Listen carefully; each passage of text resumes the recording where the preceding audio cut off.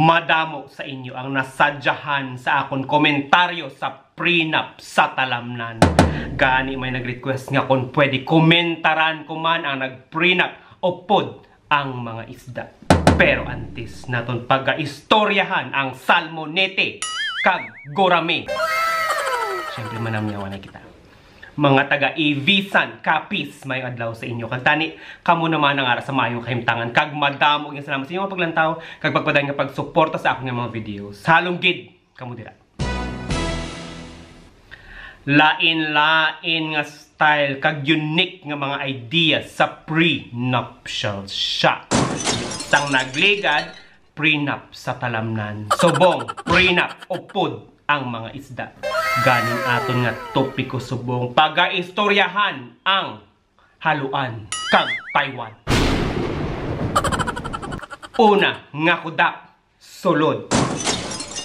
Aton pag-anilisaron ang ini nga kudak nga tagaan sang titulo nga ga bonita kuga.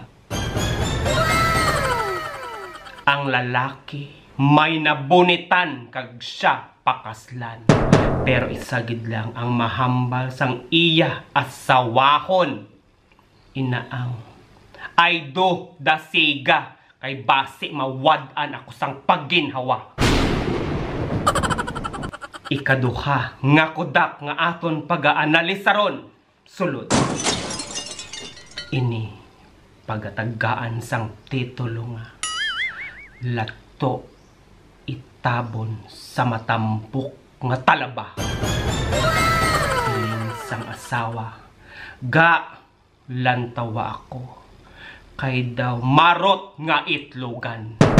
Insabat sang yang bana, pwerde kaga kay lantawa ako, daw similyahan nga tambasakan. Gani kita nga duha, perfect nga kombinasyon, bagay sabawan.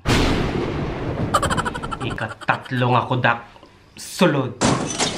Aton pag-aanilisaron kag tagaan sang titulo nga ang romansa. Siling sang asawa, ga ako dakpa romansaha nga daw karpa. Siling sang bana, hampang ko gidang romansa nga pangkarpa. Pero antes ina ikaw akon hasangan ang abdulimpyuhan kag himbisan. Kag kun inatanan matapos gid man ipreparar kay patamsakon ang sinamakan sa tanan nga relasyon. Basta bag-o ang relasyon, ina-press ka kag labas. Pero samtang nagaligad ang tinion inang relasyon, medyo nagalobok na gidman. Gani para sa magnobyohanay, mag-asawa, inyo responsibilidad nga padayonon nga press ka ang inyong relasyon. Gani ang ma-advise ko lang, pagwapa, pa-sexy, kuro kinding-kinding. Hindi kay daw boring nga butanding.